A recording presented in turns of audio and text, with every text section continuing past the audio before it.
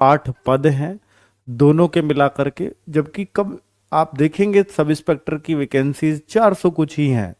लेकिन आप देखते हो कि सर 400 कुछ में तो सिलेक्शन बहुत मुश्किल हो जाएगा।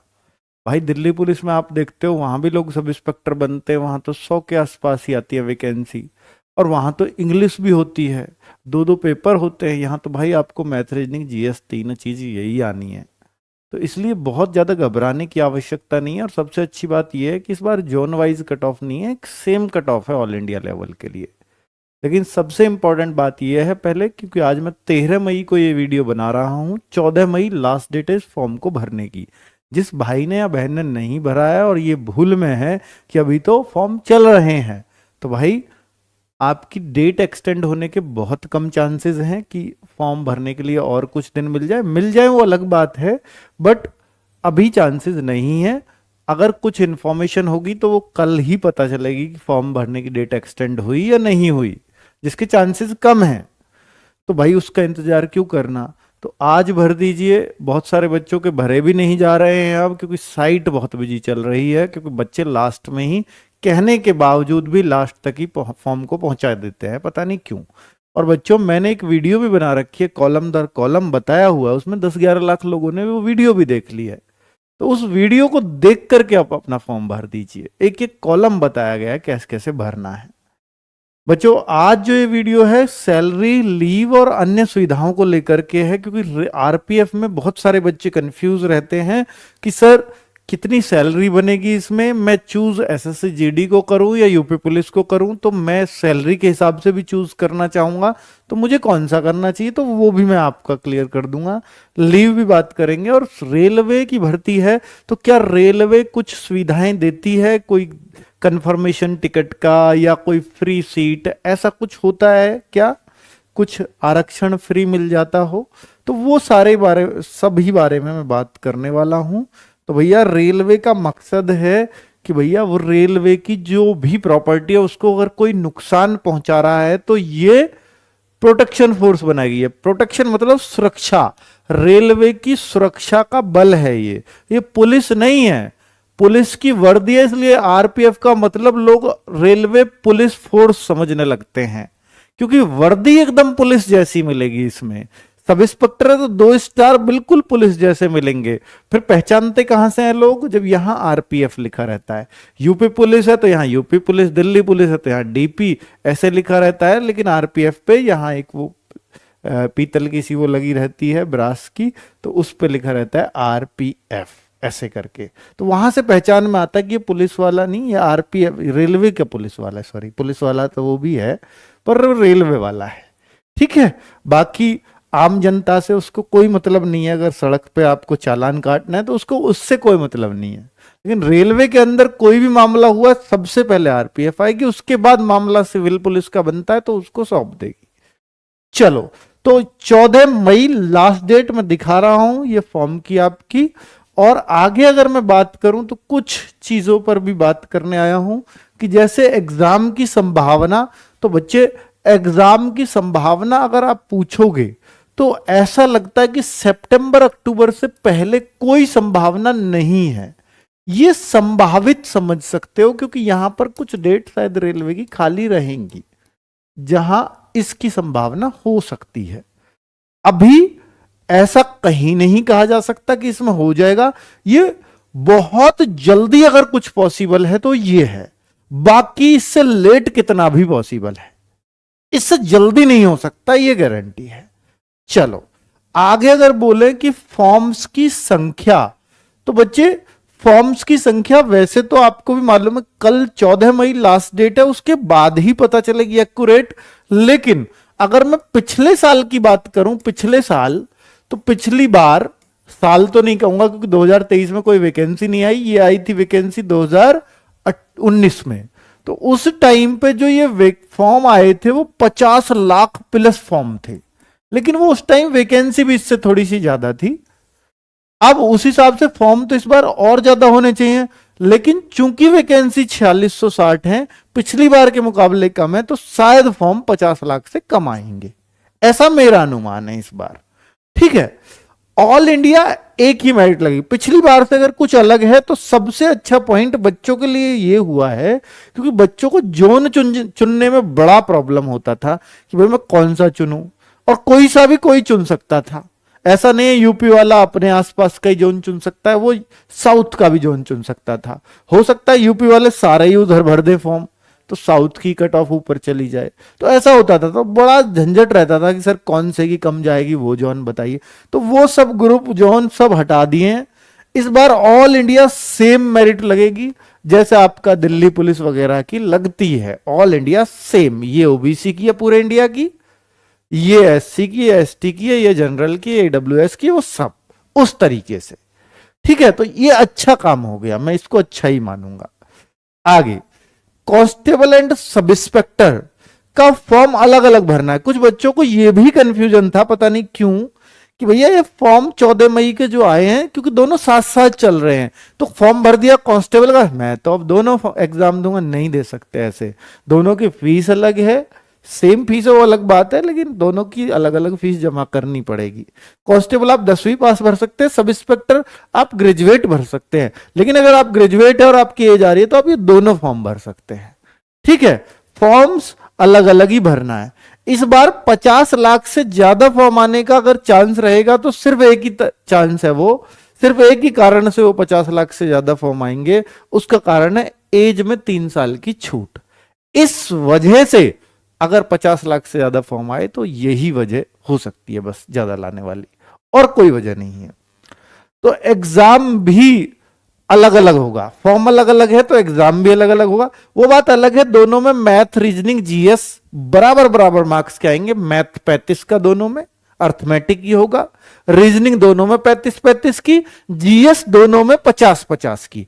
टोटल 120 क्वेश्चन, 90 मिनट, 1/3 की नेगेटिव मार्किंग, सब कुछ सेम है, लेकिन लेवल अलग होगा। मैथ्स का लेवल एसआई में थोड़ा अच्छा खासा पूछा जाएगा, कांस्टेबल में थोड़ा सा कम चलेगा। जीएस थोड़ी गहराई से एसआई में पूछी जाएगी, यहां थोड़ी कम भी चलेगी। रीजनिंग भी वहां ऑब्वियसली थोड़े से मुश्किल क्वेश्चन होंगे सब इंस्पेक्टर में, पर चीजें वही पूछी जानी है। अब मैं मेन मुद्दे पे आता हूं कि जिसके लिए कुछ वीडियो बना रहा हूं। बाकी ये जानकारी तो मैं देता ही रहा हूं, बाकी सामान्य जानकारी तो कई वीडियोस में। बच्चों ये कुछ खास वीडियोस होती हैं जो स्पेशली बनाई जाती हैं कि आपको ये बताया जा सके कि भैया इस नौकरी में इतनी सैलरी मिलेगी। क्योंकि सैलरी एक मोटिवेशन है, इससे तैयारी करने का मन करता है कि मेरी जरूरतें और मेरे परिवार की जरूरतें इतने में पूरी हो जाएंगी। बच्चा खुश रहेगा, अंदर से मन करेगा मैं इसकी तैयारी जरूर करूं। तो भैया ये सैलरी भी जानना जरूरी है, और ये मैं किस बिहाफ पे लाया हूं वो भी बताऊंगा।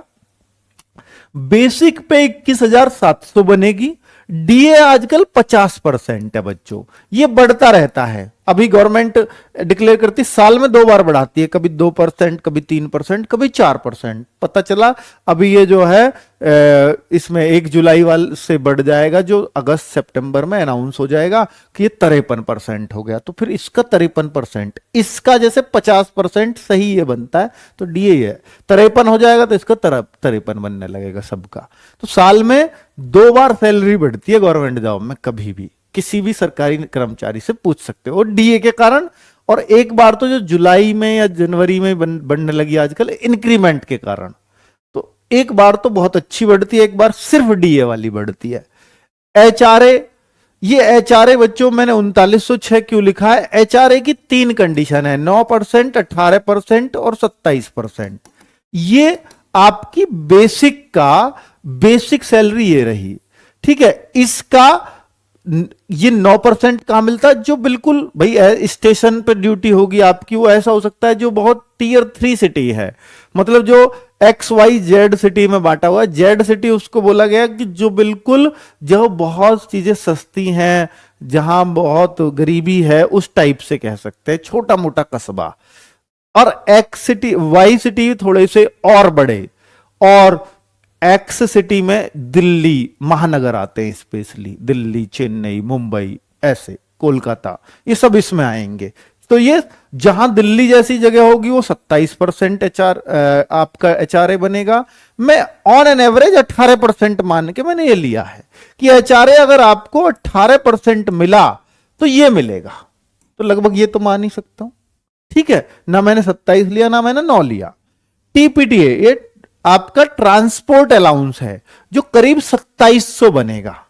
और ट्रेवलिंग अलाउंस, ये ट्रेवलिंग और ट्रांसपोर्ट अलग है। हाँ, ट्रेवलिंग ये है जब गवर्नमेंट ड्यूटी पे आपको भेजते हैं तो आपका कुछ वहां पे भी दिया जाता है, तो भाई ये ज्यादातर ट्रेवल करना पड़ता है आरपीएफ वालों को, तो ये सबका लगभग 1500 रुपए बन जाता है। मैसिंग अलाउंस 2935, राशन मनी 3821 लगभग बनेगी। और ये टोटल जो सैलरी एक नए कांस्टेबल की बन जाएगी 47,420। अब इसमें से कुछ कटेगा भी क्या? हाँ, कुछ कटता है एनपीएस वगैरह, जैसे डिडक्शंस हैं। तो एनपीएस जो आपकी नई पेंशन स्कीम है उसमें 2200 रुपए, इससे ज्यादा गवर्नमेंट कंट्रीब्यूशन डालती है तो हर महीने वो आपका 4,500-5,000 आपके कंट्रीब्यूशन में जमा होता रहेगा। तो ये आप ही का है, ये भी पैसा सैलरी तो ये एक्चुअल। 30 रुपए आपका इंश्योरेंस गवर्नमेंट की तरफ से होता है, तो 2230 लगभग ये मान लो कट जाएगा। तो क्रॉस सैलरी जो नेट सैलरी जो अकाउंट में आएगी 45,190 आपकी सैलरी, जो अच्छी खासी सैलरी मानी जा सकती है। एक 10वीं पास इसमें योग्यता है, अगर उसको 45,000 रुपए सैलरी मिल रही है और ऊपर बदन पे मिल रही है पुलिस की वर्दी, तो बुरी चीज तो नहीं है। तो भाई बहुत अच्छी सैलरी है, दिल्ली पुलिस जैसी सैलरी है। और सबसे अच्छी बात ये जो है, इसमें सैलरी 13 महीने की सैलरी मिलेगी। 13 महीने की सैलरी, मार्च में 2 सैलरी आती है भाई। ओ तेरी, ऐसा भी होता है क्या? हाँ, मैं आपको बता दूं कि उसमें जो आएगी वो इतनी नहीं आएगी, वो इन दोनों को बेसिक प्लस डीए, यानी जो अब आपकी आएगी 32,000 कुछ सैलरी आती है, उस 13वें महीने की आती है। वो सिर्फ ये दोनों चीजें जुड़ के आती हैं। ठीक है, बहुत क्लियरली चीजें समझ में आ गई हैं। ये मैंने क्या दिखाया है, ये मैं दिखा रहा हूं एक कांस्टेबल की ही ये सैलरी स्लिप है रेलवे की। ये सब कुछ दिया हुआ है, वहीं से मैंने ये टीपा टापा है सारा। इसकी कुछ एरियर्स वगैरह थे, ये मैंने छोड़ दिया क्योंकि एरियर्स इसके पुराना डीए रह रहा होगा, ट्रेनिंग वगैरह पीरियड का या कहीं और का। ये कुछ एरियर्स से ट्रांसपोर्ट किए छोड़ दिया, बाकी सबको मैंने एज इट इज दिखाया है। हालांकि ये पुराना कांस्टेबल था तो इसकी 29,300 डीएबी उस हिसाब, डीएबी इसका उस हिसाब से बनेगा, मैंने सब हटा लिया है। मैं नई सैलरी, एक फ्रेश सैलरी बना के दिखाई है। इस बच्चे की तो बन रही थी करीब 65,973, क्योंकि ये पुराना कांस्टेबल है। पुराने की कैसे पता चली? इसकी डेट ऑफ ज्वाइनिंग 1/8/2015 की है, तो पुराना है इसलिए 65,000 बन रही है। कट पिट के इसको 61,196 मिल रहे थे इसके अकाउंट में, लेकिन ये 2015 का कांस्टेबल है। तो ये रेलवे की सैलरी स्लिप है। ठीक है, बहुत क्लियरली, क्योंकि मैंने ये चीजें ऐसे ही नहीं लिख दी हैं, सैलरी स्लिप से ही बनाई हैं ताकि बच्चों में लगे कि हाँ गुरुजी मेहनत करके आए हैं। ठीक है, लीव्स का बता दूं कि आरपीएफ कांस्टेबल और आरपीएफ सब इंस्पेक्टर दोनों के लिए सेम प्रोसेस है कि सीएल आपको 15, ये सीएल होती है कैजुअल लीव, जिनको आप कभी भी ले सकते हो, 1 ले लो, 2 ले लो, 15 की 15 एक साथ ले लो। कैजुअल मतलब कोई आकस्मिक जरूरत पड़े, अचानक से जरूरत पड़े, तो ये वो कैजुअल लीव कहलाती है, कभी भी आप इन्हें ले सकते हो। एलएपी और कई जगह इनको ईएल भी बोलते हैं। ठीक है, तो भैया यहां पर ये आपकी 30 डेज की हर साल ये जुड़ती चली जाती हैं आगे। 30 साल ले ली, 30 दिन इस साल में है, आप चाहो तो इन्हें ले लो अप्रूव करा के, या आप चाहो तो मत लो, फिर आगे कैरी ऑन हो जाएंगी, अगले साल की फिर 30 जुड़ जाएंगी, 30-30 60 हो जाएंगी 2 साल में आपकी इकट्ठी। और जब साल 300 से ज्यादा इकट्ठी नहीं हो सकती, बाद में जब रिटायर होते हो 300 का पैसा मिल जाएगा आपको उस टाइम की सैलरी के हिसाब से, तो इसलिए लोग इन्हें इकट्ठा करते रहते हैं, लेते नहीं है। ठीक है, 300 के बाद अगर आपकी 10 साल में मान लो आपने 30-30 इकट्ठी की, 11वें साल में आप कहो मैं और 30 जोड़ना चाहता हूं, नहीं, फिर तो ले लो, क्योंकि अगर जोड़ोगे तो फिर उसका पैसा नहीं मिलना, फिर तो यह गवर्नमेंट को ड्यूटी दे रहे हो आप। मेडिकल लीव एक्स्ट्रा में आपको मिलेंगी। ठीक है, तो ये लीव का प्रोसीजर है। बाकी बच्चों ऐसा नहीं है कि यहां कोई सैटरडे संडे मिलेगा, त्योहारों की कोई छुट्टी होती है, वो नहीं होता, क्योंकि पुलिस की जरूरत सैटरडे संडे में भी है और त्योहारों पे भी है। ठीक है, त्योहारों पे और ज्यादा है क्योंकि रेल से ही सफर करते हैं। अन्य सुविधाएं जैसे आरपीएफ कांस्टेबल के लिए बोलूं तो कि अगर ये कहीं फैमिली को लेके जा रहे हैं अपनी, तो स्लीपर में इनको फ्री टिकट मिल जाएगा विद फैमिली, है ना, स्लीपर की सुविधा इनको मिल जाएगी। इनको जो एसआई है इसको 2 टियर एसी वाली फैसिलिटी मिल जाएगी फैमिली के लिए। ठीक है, और अन्य सुविधाओं में 1 मंथ की एक्स्ट्रा सैलरी मैं कह ही चुका हूं, मेडिकल फैसिलिटी मिलती है पूरे परिवार के लिए, ठीक है, और कि अपनी फैमिली बच्चे वाइफ के लिए तो होती ही है, साथ में मदर फादर को मिलेगी या नहीं ये डिपेंड करता है कि अगर वो आपके ऊपर डिपेंडेंट है, आपको कोई भाई बहन नहीं है और भाई बहन है तो वो कहीं गवर्नमेंट जॉब में तो नहीं है, कहीं उनकी तरफ से तो नहीं ले रहे हैं माँ बाप सेवा, या माँ बाप खुद ही तो इंडिपेंडेंट नहीं है, उनकी खुद तो सरकारी नौकरी नहीं थी, तो आप डिपेंडेंट उन्हें अपने ऊपर करवा सकते हो कि भैया कैसे, कि जब उनका कोई इनकम का अदर सोर्स ना हो तो आपके ऊपर वो डिपेंडेंट प्रूव हो जाते हैं और फिर आपकी मम्मी पापा को भी सेम फैसिलिटी मिलती है जो आपको मिलती है, ठीक है, ये रूल ही है।